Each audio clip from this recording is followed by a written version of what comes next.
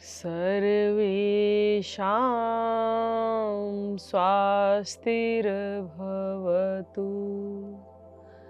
सर्वेषां शान्तिर्भवतु।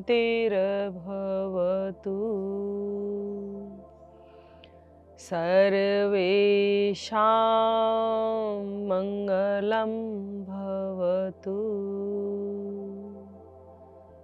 सर्वेषां पूर्णं भवतु। ॐ शांति शांति शांति।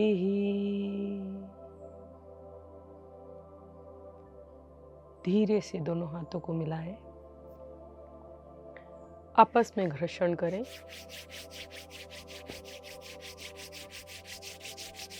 आई हुई ऊर्जा को अपने चेहरे पर स्थापित करें। अपने शरीर के समस्त अंगों पर लगाएं। पहली दोनों उंगलियों से पलकों को सहलाएं, नेत्रों को खोलें। नमस्कार, मैं हूं शालिनी सिंघल और आप देख रहे हैं योग है जीवन कार्यक्रम पीएमसी हिंदी पर। आज का हमारा विषय है बच्चों में कब्ज की समस्या।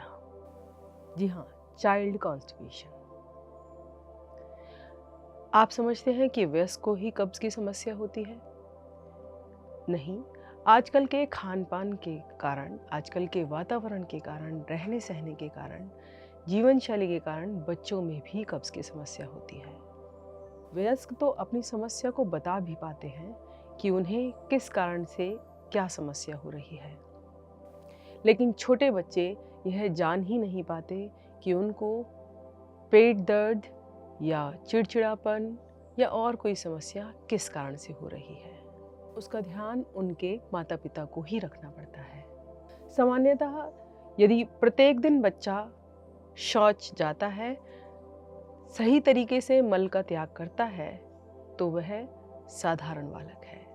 और यदि वह 2 या 3 या इससे भी ऊपर इतने दिनों तक शौच नहीं जाता है, मल का त्याग नहीं करता है, स्टूल पास नहीं करता है, तो यह कब्ज की समस्या कहलाती है, जो धीरे धीरे गंभीर रोग का रूप धारण कर लेती है।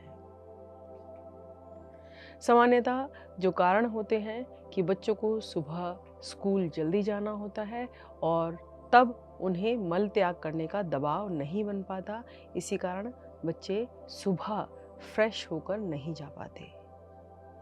तो ऐसे ही और कारणों पर, उनके समाधानों पर चर्चा करते रहेंगे। उससे पहले हम करते हैं कुछ सूक्ष्म अभ्यास। सूक्ष्म अभ्यास कुछ इस तरह के जिसमें बच्चे एंजॉय करें और इन्वॉल्व होकर उनको अपने साथ यौगिक क्रियाओं की तरह करें।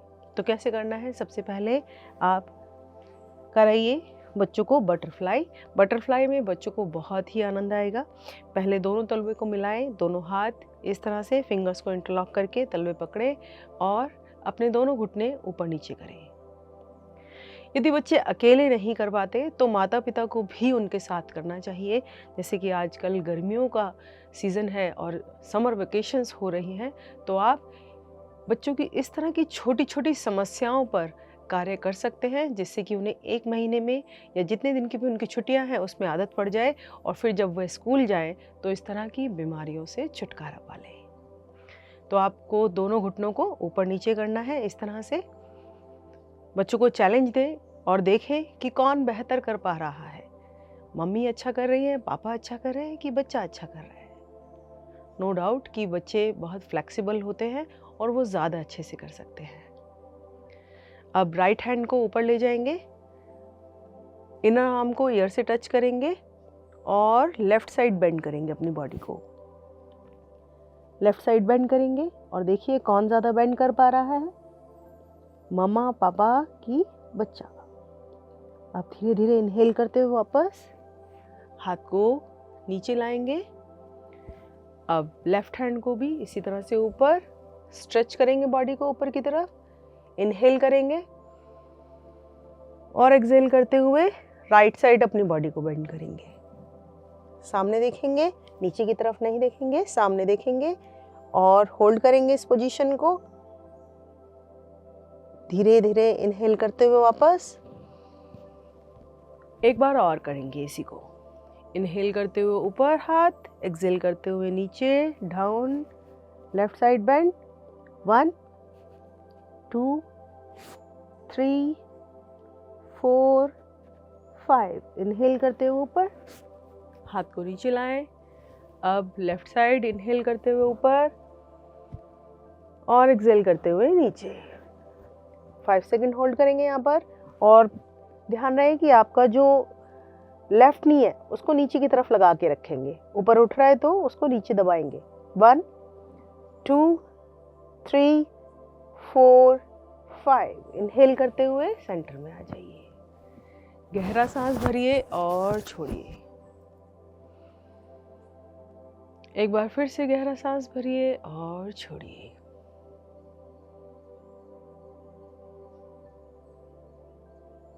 अब ट्विस्ट करेंगे। कैसे करना है ट्विस्ट? अपने राइट हैंड को कमर के पीछे लेके जाइए, लेफ्ट हैंड को नी पे लेके जाइए और गर्दन कमर कंधे को पीछे की तरफ घुमाइए। इनहेल करते हुए सेंटर में। अब दूसरी साइड से आपका राइट हैंड लेफ्ट नी पर है और लेफ्ट हैंड कमर के पीछे और गर्दन कमर कंधे को पीछे की तरफ ले जाइए पूरा। एक जेंटल ट्विस्ट देना है, झटका नहीं देना है बिल्कुल भी, जर्क नहीं आना चाहिए बॉडी के अंदर। इनहेल करते हुए सेंटर में। एक बार फिर से वापस राइट साइड टर्न करना है अपनी बॉडी को। सेंटर में, लेफ्ट साइड, सेंटर में। अब relax, deep inhale and exhale.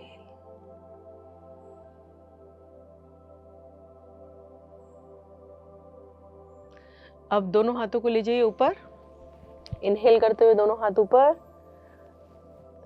अब एक्सहेल करते हुए अपनी लोअर बैक से आगे आना है और अपने फोरहेड को मैट में टच करना है।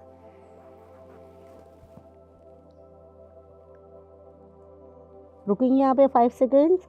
1 2 3 4 5। अब इनहेल करते हुए ऊपर और दोनों हाथ दाएं बाएं से नीचे। अब relax, deep inhale and exhale. एक बार फिर से डीप इनहेल एंड एक्सहेल। अब अपने शोल्डर्स को मूव करना है, तो अपने दोनों हाथों को लाओ आगे और हथेलियों को ऊपर की तरफ रखिए। 5 उंगलियों को मिलाइए और अपने शोल्डर पे रखिए इस तरह से। अब एल्बोज को टच करना है आगे की तरफ। इनहेल करते हुए दोनों एल्बोज को ऊपर, एक्सहेल करते हुए नीचे। Inhale up, exhale down. Inhale up, exhale down. Third round, fourth और ये लास्ट, फिफ्थ। अब सेंटर में आना है और अब हम पहले क्या कर रहे थे, ऊपर ले जा रहे थे, अब की बार नीचे से स्टार्ट करना है। तो नीचे ले जाना है तो ये अपोजिट डायरेक्शन से हो जाएगा। 1 2 3। पूरा ऐसे राउंड करना है, पूरा अच्छे से पीछे से लाना है और ऊपर तक ले जाना है। 4 और चेक करते रहना है कि कौन बेस्ट कर रहा है। 5 and relax, deep inhale and exhale. एक बार गहरा सांस भरना है और छोड़ना है।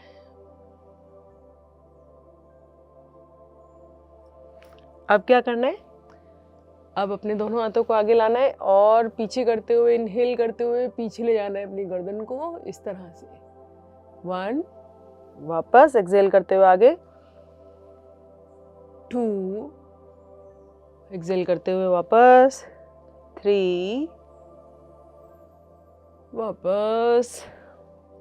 4, वापस। 5, वापस। 6, 7, 8, सांस छोड़ते हुए वापस आना है।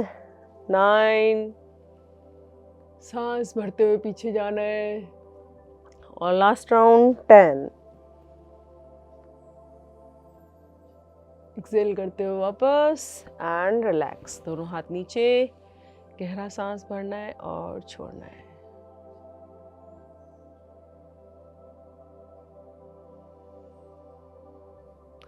अब नेक्स्ट करेंगे अपने लेग्स की एक्सरसाइज। कैसे करना है?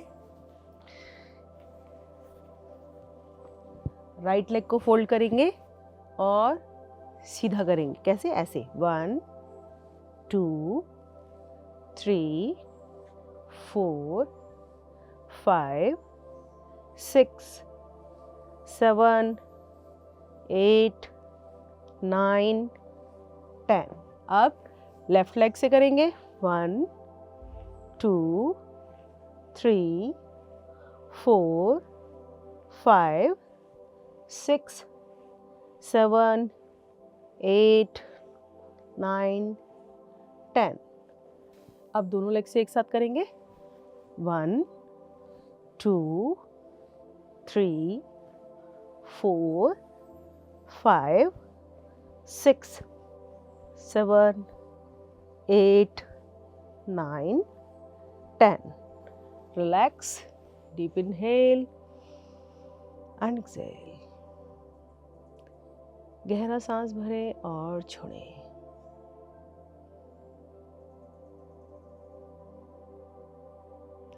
अब अपने दोनों पैरों से सर्कल बनाएंगे। कैसे? 1, 2, दोनों पैरों से एक साथ सर्कल बनाएंगे। कैसे?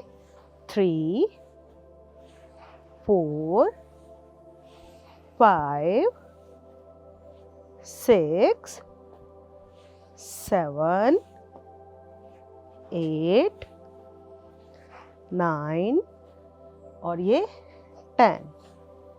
अब इसका रिवर्स करेंगे। कैसे? कैसे करना है रिवर्स? देखो ऐसे 1, 2, 3,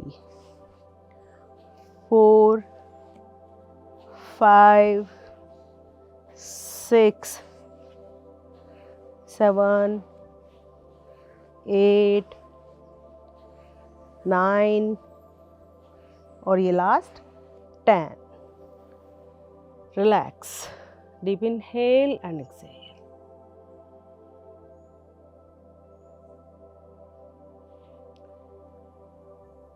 फिर से एक बार सांस भरें और छोड़ें।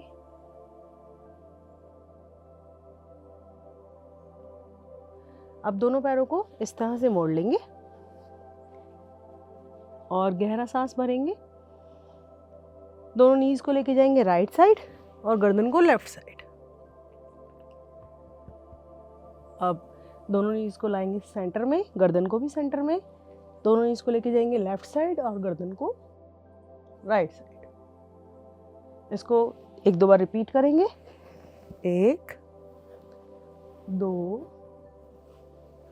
3, 4, 5, 6, 7, 8, 9 और ये लास्ट 10 एंड रिलैक्स। तो बात करते हैं छोटे बच्चों में कब्ज़ के लक्षणों की। छोटे बच्चों में जब कब्ज़ होता है तो ज़्यादातर वह चिड़चिड़े रहते हैं, समय समय पर पेट दर्द की शिकायत करते रहते हैं।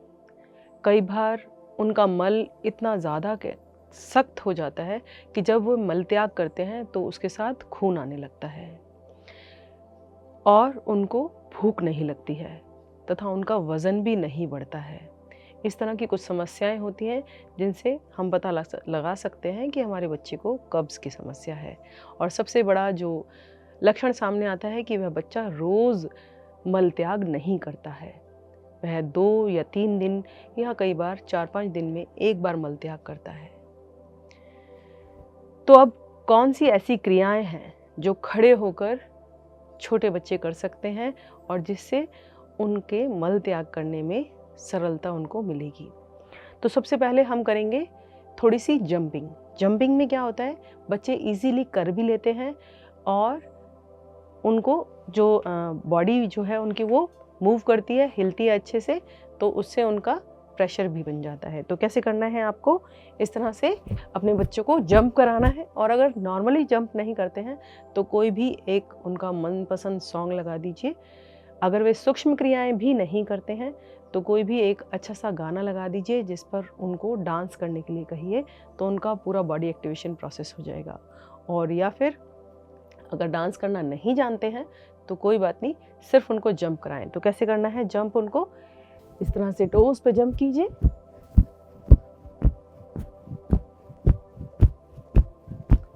And relax. इस क्रिया को आप 10-10 की आवृत्ति में कम से कम 5 से 6 बार कराएं। गहरा श्वास भरें और छोड़ें, गहरा श्वास भरें और छोड़ें।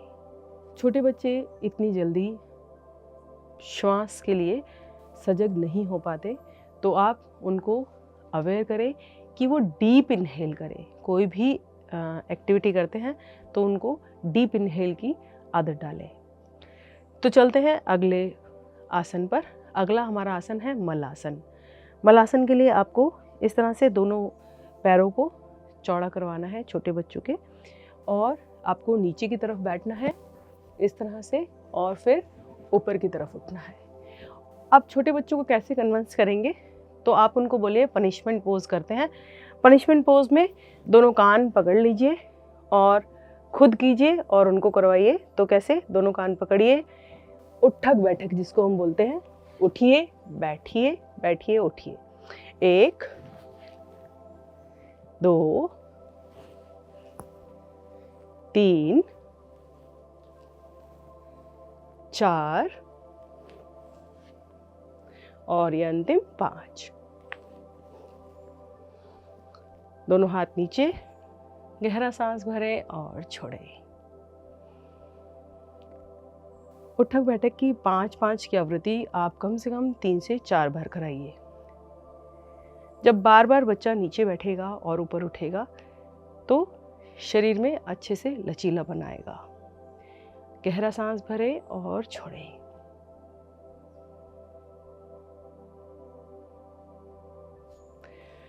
तो चलते हैं अपनी अगली क्रिया पर। अगली हमारी क्रिया है कटी चक्रासन। कटी चक्रासन के लिए आपको क्या करना है, दोनों हाथ आगे की तरफ लाने हैं, दोनों पैरों में थोड़ी सी दूरी बनानी है, दोनों हाथ आगे की तरफ, हथेली एक दूसरे के सामने। श्वास भरें और श्वास छोड़ते हुए राइट साइड जाए, भरते हुए सेंटर में आए और फिर छोड़ते हुए लेफ्ट साइड जाए। इनहेल करते हुए सेंटर में, वापस से राइट साइड। अब तेजी से कर लें। 2 3, ध्यान रहे कि हाथ कोहनी से सीधे रहेंगे। 4 5 6 7 8 9 और ये अंतिम आवृत्ति 10। आएंगे धीरे धीरे वापस।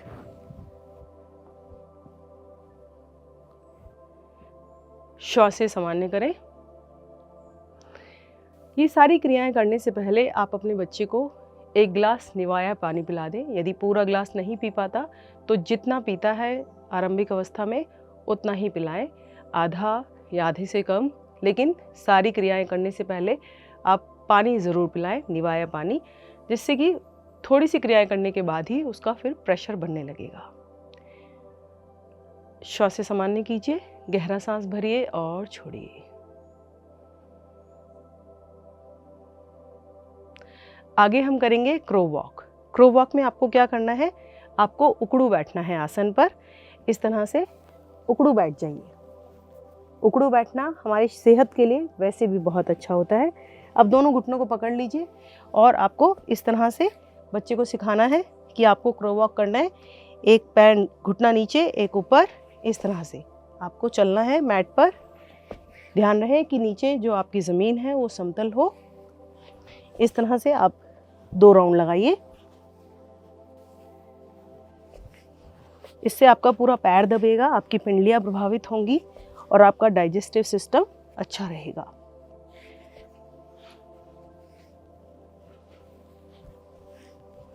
चलिए चलिए, पूरा चलिए।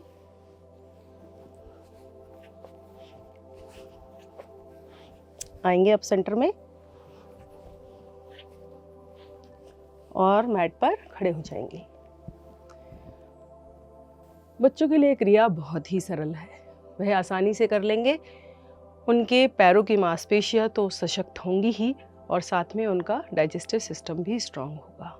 चलते हैं अगली क्रिया पर। अगला आसन है हमारा नटराज आसन। नटराज आसन के लिए आपको क्या करना है, पहले बच्चों को प्रैक्टिस करानी है बैलेंसिंग की। तो राइट हैंड से राइट लेग को फोल्ड करना है और बच्चों को चैलेंज देना है कि कितनी देर वो होल्ड कर सकते हैं इस आसन को, ऐसे ही एक लेग पर खड़े होकर। जब इस आसन में वे रुकने लगे, मतलब इस पोजीशन में वो होल्ड करने लगे, तब उन्हें आगे के स्टेप्स आपको समझाने हैं। तो कैसे करना है देखिए, दाएं हाथ से दाईं टांग को इस तरह से पकड़िए। अब धीरे धीरे अपनी टांग को ऊपर की तरफ उठाइए इस तरह से। अब बाएं हाथ को आगे की तरफ फैला दीजिए, दृष्टि को सामने जमाइए और रुक जाइए। कम से कम 5 सेकंड रुकेंगे। 1 2 3 4 5। धीरे धीरे आएंगे वापस। गहरा सांस भरें और छोड़ें। दूसरी ओर से भी करेंगे इस क्रिया को। बाएं हाथ से बाईं टांग को पकड़ें। अब धीरे धीरे इसे ऊपर उठाएं और दाएं हाथ को ले जाएं आगे की ओर। दृष्टि को सामने जमाएं, रुकें। 1 2 3 4 5। धीरे धीरे आएंगे वापस। गहरा सांस भरें और छोड़ें। फिर से गहरा सांस भरें और छोड़ें।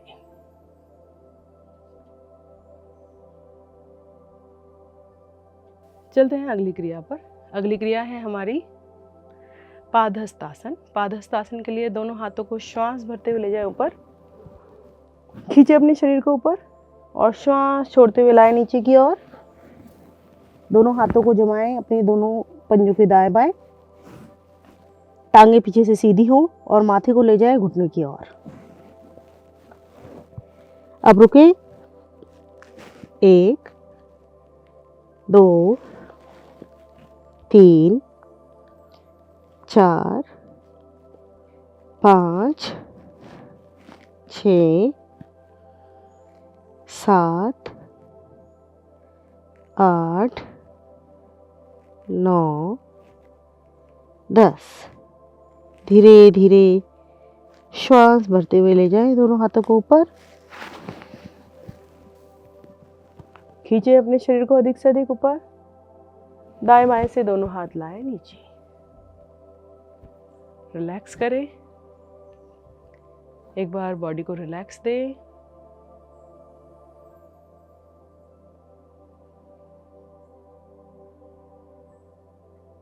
अगला आसन करेंगे हम वीरभद्र आसन। वीरभद्र आसन के लिए आपको क्या करना है, दाएं टांग को आगे लाएं और बाएं टांग को पीछे।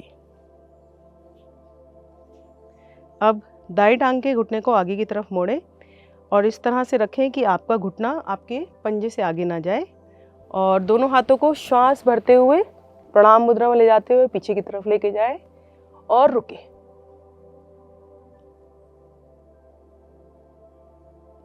आएंगे धीरे धीरे वापस। अब यही क्रिया बाईं टांग से। बाएं पैर को जमाएं आगे की तरफ और दाएं को रखें पीछे।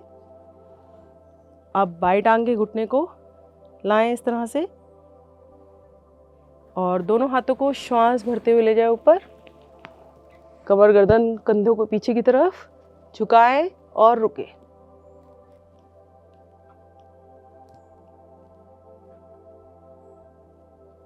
आएंगे वापस, गहरा सांस भरें और छोड़ें। अब दोनों पैरों को खोल लीजिए अधिक से अधिक। अब दाएं हाथ को ले जाए ऊपर की तरफ। कटी चक्रासन का एक और वेरिएशन। और दाएं हाथ को बाएं पैर से स्पर्श कराएंगे और बाएं हाथ को कमर के पीछे रखेंगे, श्वास भरते हुए ऊपर।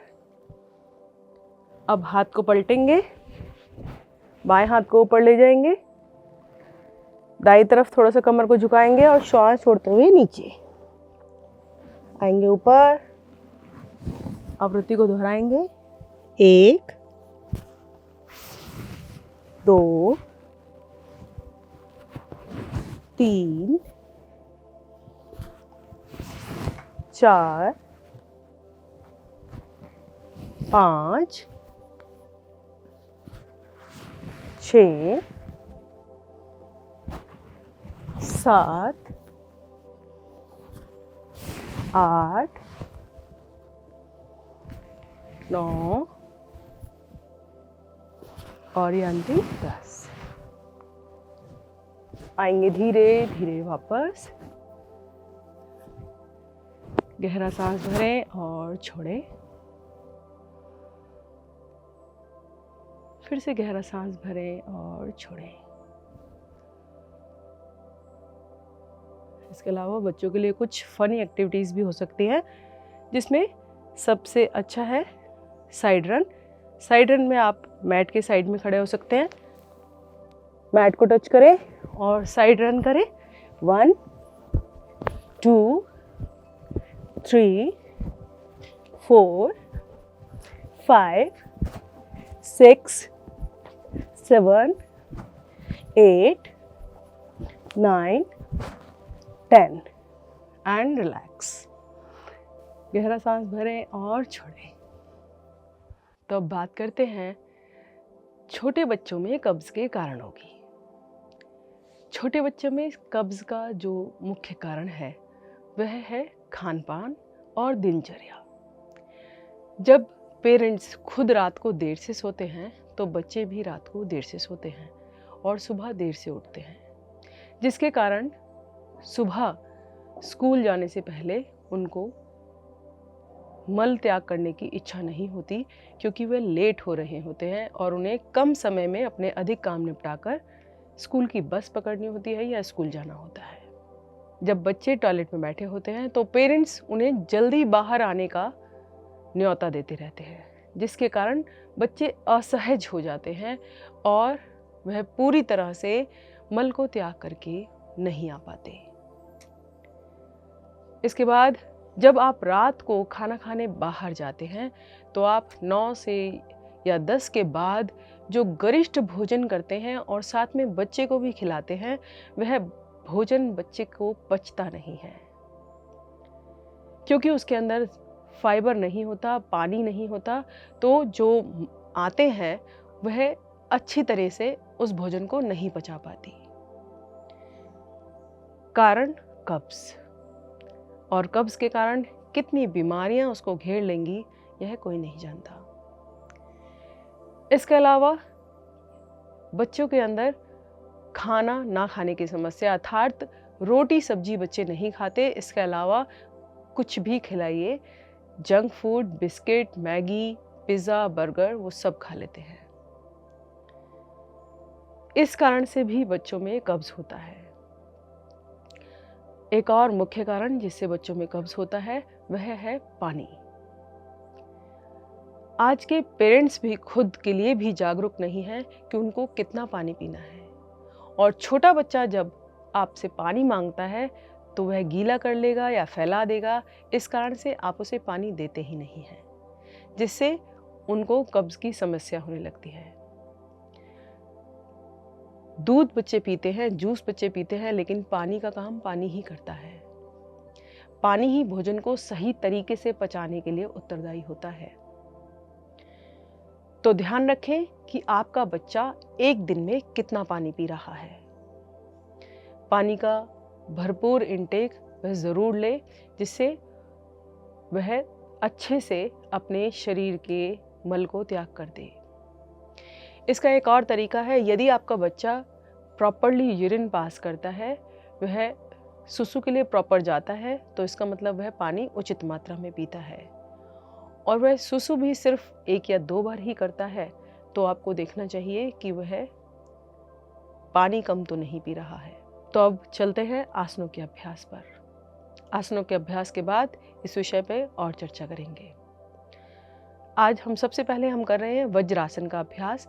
वज्रासन के लिए आपको दोनों टांगें सीधी करनी है और दोनों हाथ दाईं ओर रखकर इस तरह से दोनों टांगों को मोड़कर वज्रासन में बैठना है। बहुत ही सरल आसन है। अगर आपने एक बार अपने बच्चे को भोजन करने के बाद इस आसन के अभ्यास की आदत डाल दी, तो हमेशा के लिए आप सुखी हो जाएंगे। वज्रासन के लिए आपको कैसे बैठना है, दोनों टांगें इस तरह से मोड़नी है और पीछे जो एड़ियों में थोड़ी सी जगह बनानी है, आपको इस प्रकार एड़ियों में जगह बनानी है, उसके बीच में बैठना है और पैर के जो अंगूठे हैं वह स्पर्श मात्र रखने हैं और दोनों हाथ आपको घुटनों पर रखने हैं और कमर गर्दन को सीधा रखना है। इस तरह आप ज़मीन पर बैठे तो बहुत अच्छा, अन्यथा आप सोफे या पलंग पर भी बैठ सकते हैं। अब इस आसन को करने के क्या लाभ हैं? इस आसन को जब आप करते हैं तो आपका जो शरीर का जो रक्त है वह नीचे की ओर कम जाता है और आपके लोअर एब्डोमेन पर आता है, जिससे आपकी पाचन क्रिया जो है वो सशक्त होती है। आपके जो टांगों में जो नस नाड़ियाँ हैं जो कि लोअर एब्डोमेन से अटैच हैं, वह भी दबती है, जिससे आपका पाचन अंग सक्रिय होते हैं। वज्रासन में आप भोजन से पहले और भोजन के बाद दोनों समय बैठ सकते हैं और आप स्वयं भी करें और अपने छोटे बच्चों को भी आदत डालें कि भोजन करने के बाद वज्रासन में बैठें। तब कोई भी कार्य वो वज्रासन में बैठ के कर सकते हैं। लैपटॉप चलाएं, फ़ोन चलाएं या फिर टीवी देखें। तो चलते हैं अगले अभ्यास पर। अगला अभ्यास है हमारा सुप्त वज्रासन का। सुप्त वज्रासन बच्चे बहुत ही सरलता से कर लेंगे। कैसे करना है देखिए। सुप्त वज्रासन के लिए आपको वज्रासन में ही बैठना है। अब अपनी दोनों एड़ियों को बाहर की तरफ निकालना है इस प्रकार और बीच की जगह में आपको बैठना है।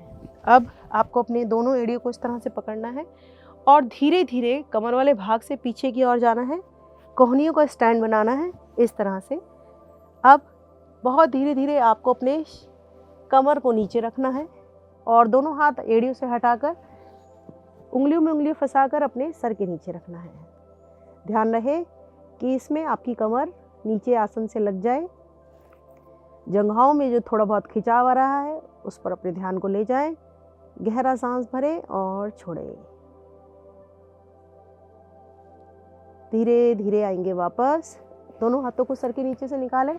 अपनी एड़ियों को पकड़े, कोहनियों के सहारे से जिस प्रकार गए थे उसी प्रकार उठकर वापस आए।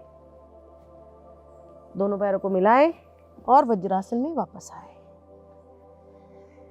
वज्रासन एक मात्र आसन है जिसे आप खाना खाने के पश्चात भी कर सकते हैं। तो चलते हैं अगले आसन में। अगला आसन है हमारा भुजंगासन। भुजंगासन के लिए आपको पेट के बल आना है। छोटे बच्चों को आप इसको कोबरा पोज के नाम से बताएं। कोबरा पोज, कोबरा पोज जैसे कि कोबरा बहुत ही फ्लेक्सिबल होता है बॉडी से, उसी तरह से फ्लेक्सिबल हो जाती है हमारी बॉडी इसके अभ्यास से। अब अपनी चिन को रखेंगे मैट पर, दोनों हाथ अपने चेस्ट के साइड में रखेंगे। आपकी कोहनियाँ इस तरह से ऊपर की ओर रहेंगी, पीछे से दोनों टांगें मिली रहेंगी।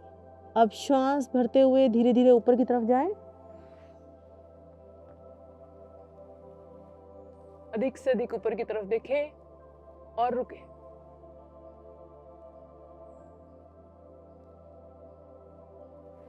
यह आसन बहुत ही सरल है और इसमें बच्चे कम से कम 10 सेकंड आराम से रुक सकते हैं। जब वे 10 सेकंड रुकने लगे तो धीरे धीरे समय को बढ़ाएं, 15, 20 और 30 सेकंड तक ले जाएं। धीरे धीरे आएंगे वापस। इस बात का विशेष ध्यान रखें कि धीरे धीरे आसन में आए और धीरे धीरे जाएं। अगर आप झटके के साथ जाएंगे तो बॉडी में किसी भी तरह की परेशानी हो सकती है। गहरा सांस भरे और छोड़े, ठोड़ी को आसन पर रखिए।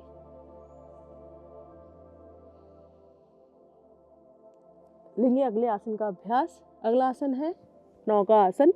नौका आसन के लिए आपको दोनों हाथ आगे की तरफ लाने हैं और पीछे दोनों पैर मिलाकर रखने हैं। अब ठोड़ी आसन पर रखी हुई है, आपकी चिन मैट पर है। श्वास भरिए, डीप इनहेल कीजिए और आगे से और पीछे से पूरा उठ जाइए। अब यहाँ पर रुकिए 5 सेकेंड। 1 2 3 4 5। धीरे धीरे आएंगे वापस। गहरा सांस भरे और छोड़े। इस आसन को फनी बनाने के लिए आप क्या कर सकते हैं, इसमें आप मूव कर सकते हैं। कैसे? आगे से पीछे, पीछे से आगे। कैसे? देखिए कैसे। 1 2 3 4 5। इसी तरह से इस गिनती को आप बढ़ा सकते हैं। गहरा सांस भर सकते हैं और छोड़ सकते हैं। अब आ जाए पीठ के बल। पीठ के बल हम करेंगे पवन मुक्त आसन का अभ्यास। पवन मुक्त आसन कब्ज को दूर करने में बहुत ही कारगर आसन है। तो दाई टांग को घुटने से मोड़िए, अपने दोनों हाथों से ग्रिप बनाइए और पेट में दबाइए। सांस को छोड़ते हुए, ब्रीद आउट करते हुए गर्दन को ऊपर लाइए और बच्चों को चैलेंज दीजिए कि वो अपने नी को अपनी नोज से टच करें। अब धीरे धीरे वापस। अब दूसरी टांग को घुटने से मोड़िए, पकड़ बनाइए, श्वास भरिए और पेट में दबाइए घुटने को। श्वास छोड़ते हुए अपने गर्दन को ऊपर उठाइए, नोज से नी को टच कराइए। धीरे धीरे वापस। अब दोनों टांगों को एक साथ घुटने से मोड़िए, दोनों टांगों को घुटनों से एक साथ मोड़िए, पकड़ बनाइए, श्वास भरे और दबाएं अपने पेट में घुटनों को। अब श्वास छोड़ते हुए गर्दन को ले जाएं दोनों घुटनों के बीच में। अब रुके। अब इस पोज को फनी बनाने के लिए आपको क्या करना है कि अब मूव करना है अपने स्पाइन पर। कैसे? आगे पीछे। देखिए इस तरह से उठकर बैठ जाए और फिर पीछे लेट जाए। 1 2 3 4 और ये 5। इसको दोनों तरफ भी कर सकते हैं, साइड में भी। कैसे? 1 2 3 4 और ये लास्ट 5। आएंगे धीरे धीरे वापस। अब सारा योगाभ्यास करा के बच्चों को शवासन ज़रूर कराएं, जिसका नाम रखें नो मोमेंट पोज। अब बच्चों को दे चैलेंज कि आपको इस तरह से लेटना है आंखें बंद करके, जिसमें आप अपनी बॉडी को बिल्कुल भी नहीं हिलाएंगे। Don't move, just inhale and exhale, close your eyes and loose your body.